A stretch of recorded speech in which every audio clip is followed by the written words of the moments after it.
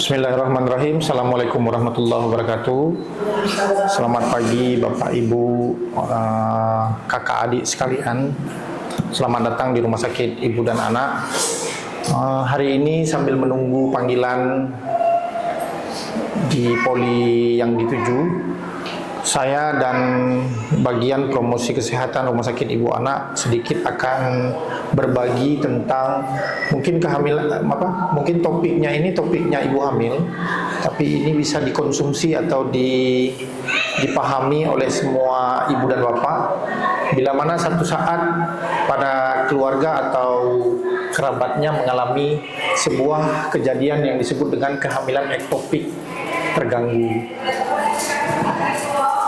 Nah, apa itu kehamilan ektopik? Pada dasarnya adalah kehamilan ektopik itu adalah kehamilan yang terjadi dari hasil pembuahan yang tidak menempel di dalam rahim. Sejatinya kan kita tahu semua bahwasannya kehamilan itu terjadi di dalam rahim. Tapi pada kondisi-kondisi tertentu, kehamilan itu bisa terjadi bukan di dalam rahim, tapi melainkan di luar rahim.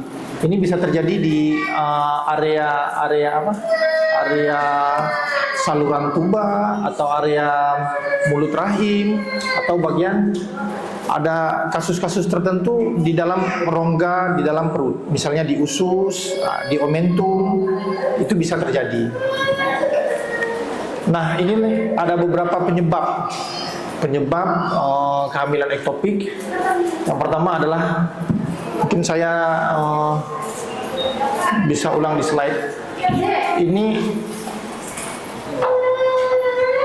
Kehamilan normal biasanya terjadi di dalam rahim. Ini rahim. Namun pada kondisi-kondisi tertentu, kehamilan bisa terjadi di luar. Bisa di dalam perut, bisa di saluran tuba, bisa di indung telur, atau bisa terjadi di mulut rahim, ya. Sebagaimana kita ketahui, pembuahan itu normalnya bukan terjadi di dalam perut awal mulanya, namun pada saluran tuba.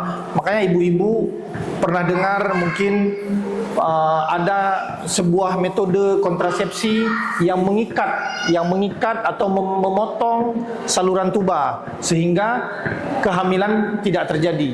Nah, itu konsep awalnya.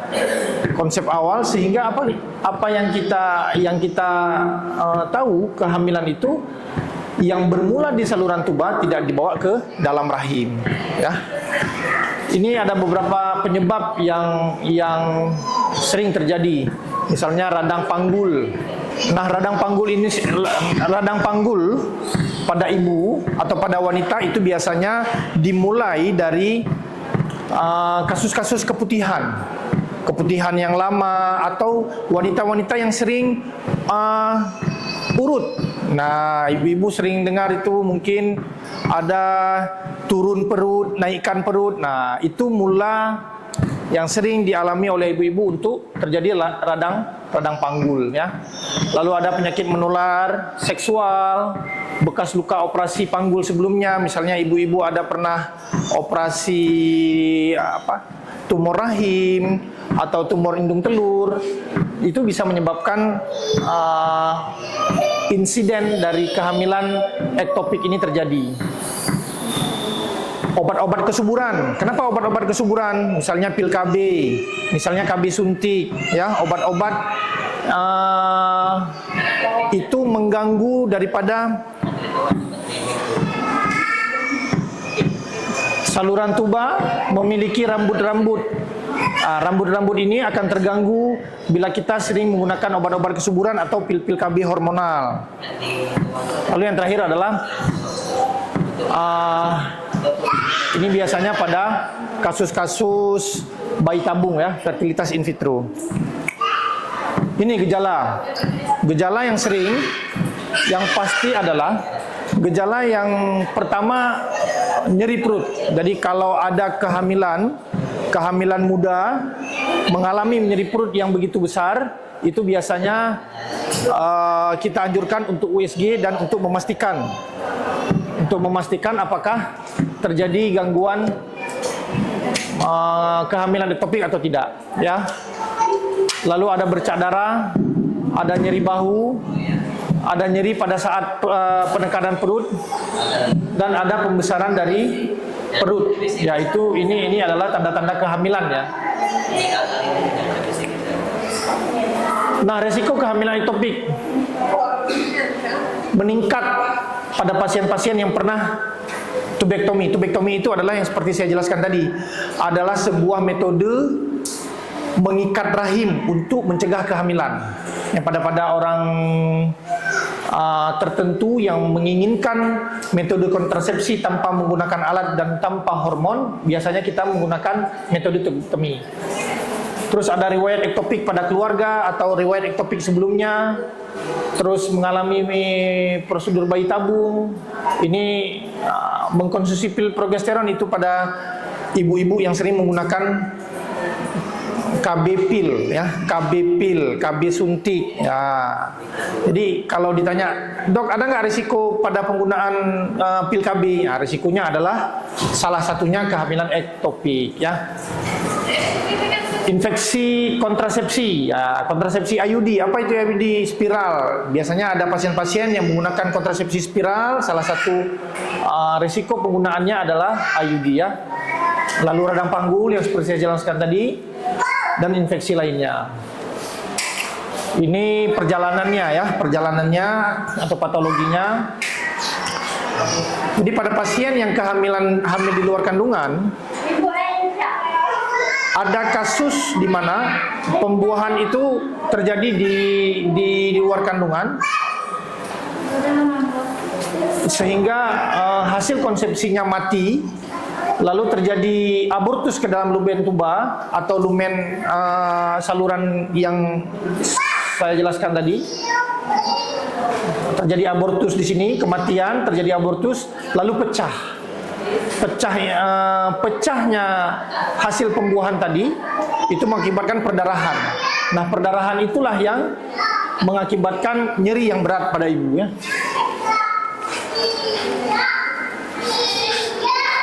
Nah, ini ada macam-macam kehamilan abdomen atau kehamilan di dalam perut.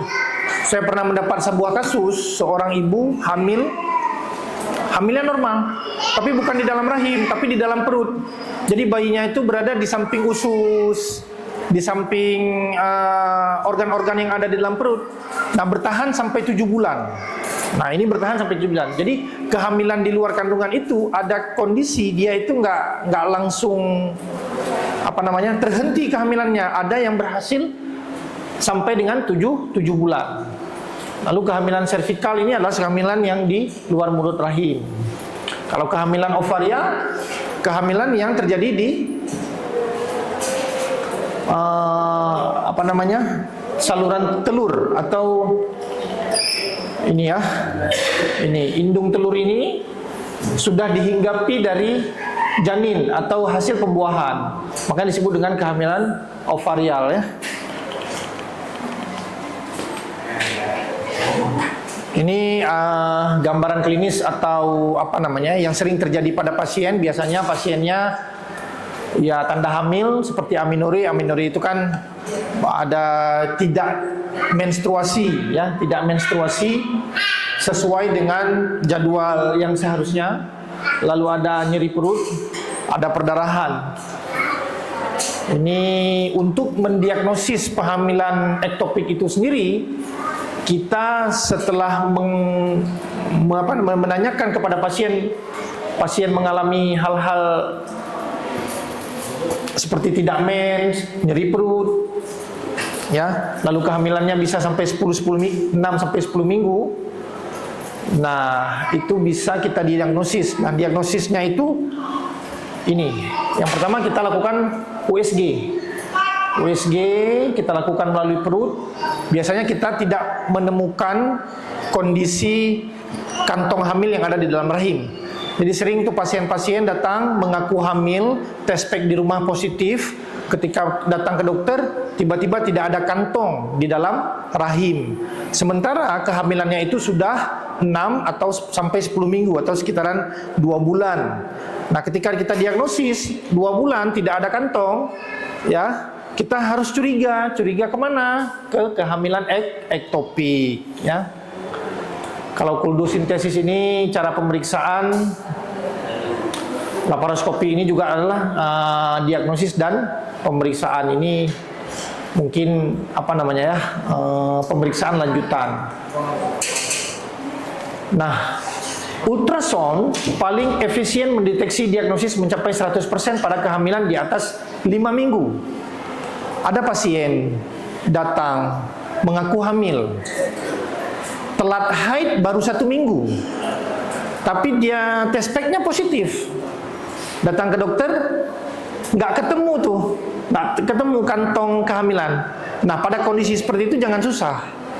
Mungkin pada kondisi itu kantong kehamilan masih berada di dalam saluran tuba tadi. Nah, seperti yang saya jelaskan, kehamilan awalnya ketika sperma bertemu dengan telur itu berada di saluran tuba.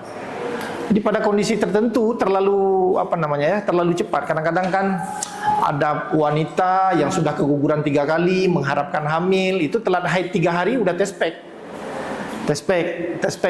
Nah, begitu dia test pack-nya positif, datang ke dokter tidak menemukan kantong kehamilan, jangan susah. Karena mungkin kehamilannya masih di dalam saluran tuba. Makanya nanti tunggu tuh 3 minggu baru USG ulang. Kan saya bilang USG ini memiliki keakuratannya sampai dengan 100%, ya. Tapi kehamilan di atas 5 minggu. Jangan terlalu mudah percaya pada USG. Misalnya nanti ibu-ibu ada USG ke bidan, ke dokter yang langsung memvonis bahwasanya hamil di luar kandungan. Nggak perlu takut, cemas. Tunggu dulu sampai lebih daripada 1 bulan usia kehamilan baru kita USG ulang, ya. Ini pencegahan, ya. Ini penting untuk ibu-ibu semua. Ya, perbaikan dan peningkatan status gizi, ya. Kenapa status gizi harus bagus pada ibu yang ingin hamil? Ya, karena itu ada rambut di saluran tuba yang akan lemah ketika gizi tidak tercukupi, ya.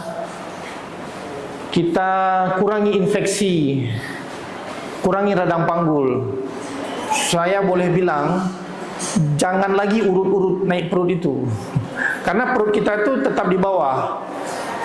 Jadi turun perut, kan nggak mungkin perutnya naik ke atas, nanti susah. Jadi perut itu tetap di bawah. Jadi jangan diurut-urut lagi untuk naik ke atas, ya. Makin radang, makin bermasalah organ-organ yang ada di dalam perut, ya. Lalu pencegahan sekundernya adalah ya kita menghentikan, misalnya ibu-ibu punya radang panggul, misalnya ibu-ibu memang punya penyakit-penyakit kelamin, ya harus kita hentikan dengan pengobatan-pengobatan antibiotik, ya. Baik, terima kasih. Mungkin itu sekilas, ya. Jadi yang paling penting kita sadari bahwasannya kehamilan ektopik ini bisa terjadi hampir semua pada wanita-wanita yang hamil. Jadi makanya ada pertanyaan, dok, kapan bagusnya USG pada wanita hamil? Jadi USG pertama pada wanita hamil itu ketika dia tahu dia hamil. Nah, persoalannya sekarang ada wanita yang anak keempat misalnya, yang sudah tidak memikirkan lagi tentang kapan hamil, datang ke dokter biasanya hamilnya udah 5 bulan gitu, ya. Nah, begitu dicek, rupanya hamilnya di dalam perut, bukan di dalam kandungan. Nah, itu kejadiannya yang seperti itu. Jadi di dalam perut. Jadi kalau kita pasangan suami istri yang memang tidak menggunakan alat kontrasepsi, yang angka kejadian kehamilannya meningkat, itu kalau sudah ada tanda-tanda kehamilan seperti tidak haid, ya harus paling tidak test pack. Kalau memang test packnya positif, segera datang ke dokter untuk memastikan di mana kantong kehamilan, ya. Maka daripada itu, edukasi untuk ibu-ibu semua, kehamilan harus dipersiapkan. Karena kehamilan itu bisa sewaktu-waktu bermasalah. Mulai dari kehamilan 1 bulan sampai dengan kehamilan 9 bulan. Jadi kalau memang ada rencana untuk hamil, ibu dan bapak ya harus mempersiapkannya dari sebelum hamil itu terjadi, ya. Baik, terima kasih. Mungkin ini sharing kita pada pagi ini. Topiknya memang terkesan rumit, tapi ini sering terjadi. Hampir setiap bulan ada kasus kehamilan di luar kandungan. Maka daripada itu, mungkin ibu-ibu dan bapak-bapak bisa menjelaskan nanti ke keluarga atau ke kerabat untuk memeriksakan atau mempersiapkan kehamilan sejak dari mula kehamilan. Baik, terima kasih. Mungkin saya serahkan ke moderator. Terima kasih pada Dr. Imam Zahari SPMG yang telah sharing kepada kita ilmu yang sangat penting Pak Ibu Bapak Ibu ya tentang kehamilan ektopik, dan seperti dokter jelaskan, kasus ini sering terjadi dan sering orang tidak aware ya, dok, ya. Tiba-tiba udah terjadi. Ya. Makanya persiapan sama kehamilan harus dipersiapkan jauh-jauh hari. Termasuk juga ini mungkin kaitannya dengan stunting juga ya, dok ya. Kalau dari nggak disiapkan jauh-jauh hari, kehamilan itu bukan hanya terganggu karena ektopik, nanti mungkin hasilnya jadi tapi di bayinya gangguan ya, dok ya. Barangkali Bapak Ibu ada yang mau ditanyakan, kami persilahkan. Ini hari ini adalah kesempatan emas ya. Kalau hari-hari lain mungkin kalau mau konsultasi dengan dokter spesialis harus daftar dulu di bagian rekan ini. Khusus hari ini boleh bertanya, silahkan. Ibu mau bertanya, silahkan. Assalamualaikum warahmatullahi wabarakatuh. Waalaikumsalam ya Bu. Saya Dewi, dok. Kebetulan saya anak satu, dok ya. Ini yang jadi saya pertanyakan tadi dokter waktu pertama pembukaan ada mengatakan bahwa masalah KB, dok. KB itu kadang-kadang ada yang berhenti, ada yang 1 bulan, ada yang 3 bulan. Bagi yang cocok, bagi yang tidak yang cocok. Tapi dokter katakan tadi apabila orang mengkonsumsi KB bisa-bisa terjadi kandungan di luar rahim. Itu yang saya pertanyakan satu, dok. Yang kedua, kebetulan anak ponakan saya, dok, lagi hamil dalam bulan ketiga, tapi makan nggak mau mual aja, dok. Dia udah datang ke dokter kandungan, cuma dikasih obat aja, dok, tapi masih tetap muntah. Hanya itu, dok. Oh ya, dok, satu lagi. Waktu saya kemarin ada 2 kali keguguran, setelah keguguran itu sampai sekarang saya nggak BKB, dok. Tapi sampai sekarang saya nggak pernah punya anak lagi. Hanya itu, dok. Assalamualaikum warahmatullahi wabarakatuh. Assalamualaikum warahmatullahi wabarakatuh. Pertanyaan pertama tentang kontrasepsi ya, dok. Yang kedua apa tadi? Manual terus ya keponakannya. Yang ketiga, ibu setelah keguguran nggak hamil lagi sampai sekarang ya. Baik, terima kasih pertanyaannya. Nah, yang pertama ingin saya jelaskan masalah kontrasepsi. Kontrasepsi itu secara umum dibagi 2. Ada kontrasepsi yang menggunakan alat, ada kontrasepsi yang menggunakan hormon.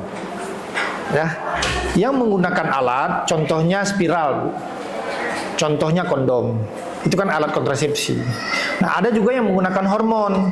Yang menggunakan hormon banyak, Bu. Ada yang minum, ada yang suntik, ada yang implan. Nah, tahu ya. Nah, yang hormon dia menggunakan hormon-hormon yang menghambat ibu untuk subur. Tujuannya ibu nggak hamil. Benar ya? Nah, itu konsep dasarnya. Sehingga hormon-hormon itu berpengaruh terhadap apa? Terhadap kesuburan. Di lain sisi, dia juga berpengaruh terhadap itu tadi motilitas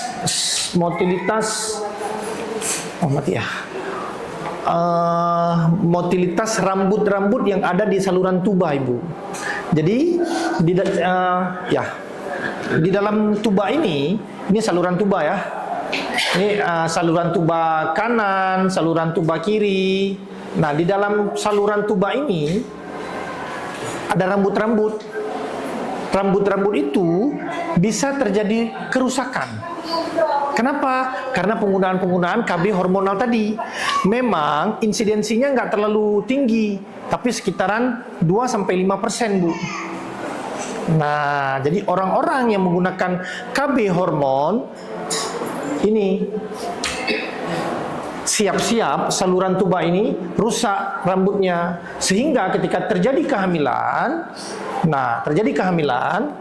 rambut-rambut itu nggak mau menggerak, nggak mau bawa lagi. Jadi rambut itu kaku, jadi kehamilan itu terjadi, nggak mau dibawa ke dalam rahim. Nah, ngerti ya? Itu adalah resiko penggunaan kontrasepsi. Ya. Bukan, yang pakai pil. Iya, yang pil KB hormon, pil, suntik, implan.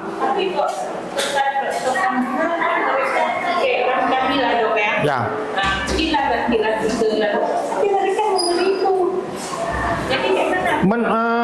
Memberi untuk pil KB. Nah, pada kasus tertentu pil KB itu juga berguna untuk mengatur apa? Mengatur siklus men, Bu. Kadang-kadang dokter kandungan tersebut mau mengatur siklus men. Nah, orang biasa yang menggunakan pil KB dalam jangka waktu yang lama. Iya. Jadi ibu coba bayangkan nggak mau punya anak 3 tahun, selama 3 tahun tiap malam minum obat. Ya, minum tuh.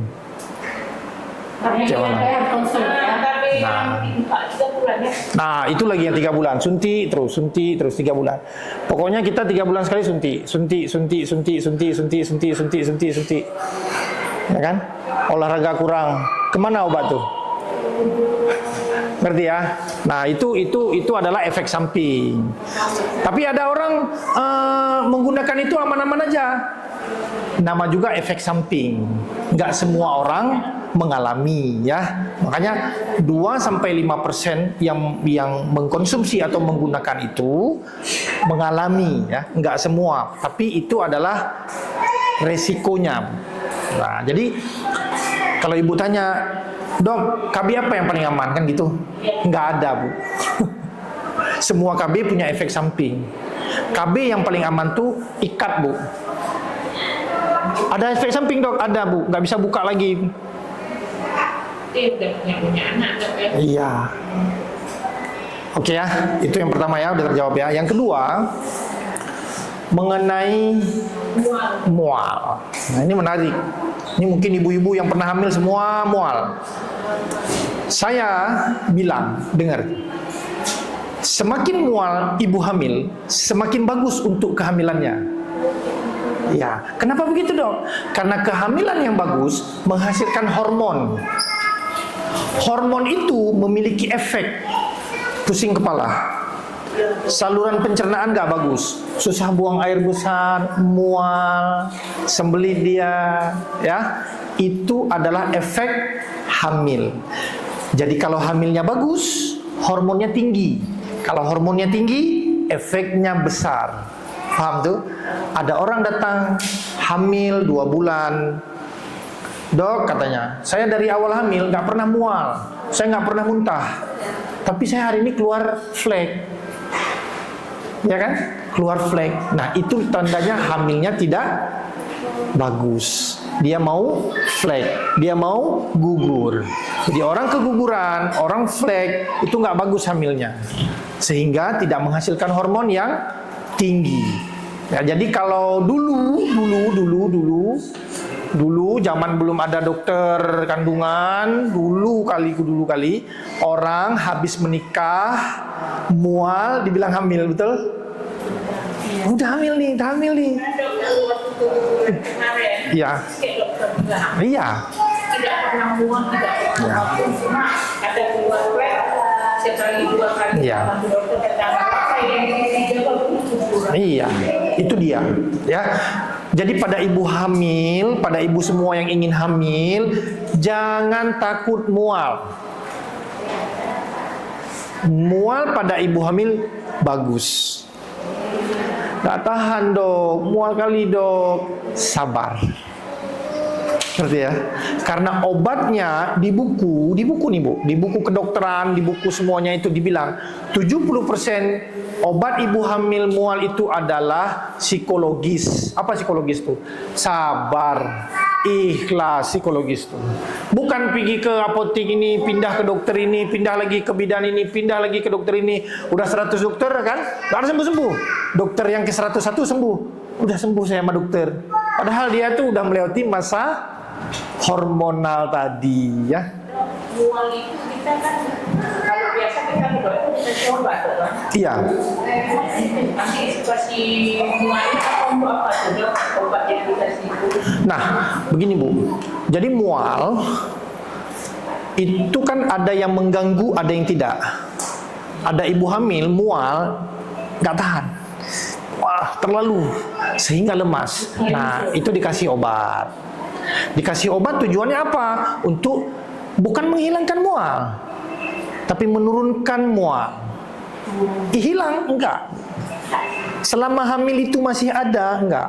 Saya sering bilang, ibu mau betul-betul nggak mual lagi? Mau? Saya kasih obat nih, gugurin aja Bu. Oh jangan dok. Ya udah, ibu lanjut. Nah kalau kita tetap mau mual, kita sabar aja Bu. Habis minum obat, sabar aja. Kalau sudah sabar, 2 bulan berlalu, 3 bulan berlalu, masuk 4 bulan selesai. Tapi ada orang nggak sabar Bu. Saya marahin suaminya lagi. Saya mual nih, cari obatnya. 7 bulan Bu, belum selesai mualnya.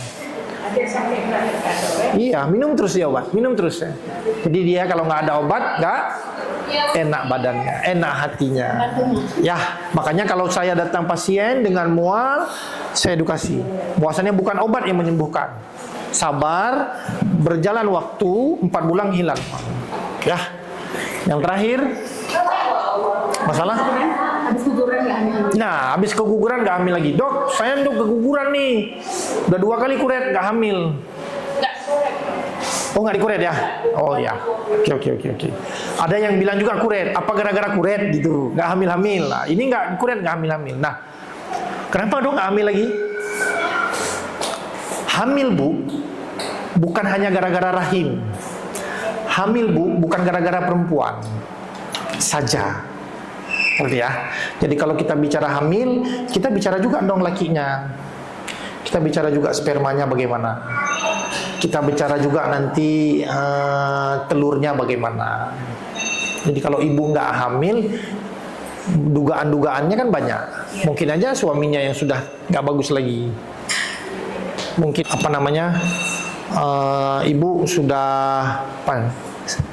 pikiran, stres, tidak menghasilkan telur yang baik misalnya. Nggak hamil juga kan. Nah, maka itu kalau kita berbicara kehamilan, itu ada 40% penyebab pria, 40% penyebab wanita, dan 20% nggak tahu kita penyebabnya apa-apa. Kenapa saya bilang begitu? Ada Bu, orang wanitanya subur, prianya subur, semuanya bagus, nikah, nggak punya anak. Beneran. Jadi ada 20% kita nggak tahu kenapa nggak bisa hamil itu. Itu di buku dibilang nikah lain hamil gitu. Jadi kalau bicara kehamilan ada 20% yang kita nggak bisa jelasin kenapa dia nggak hamil ya.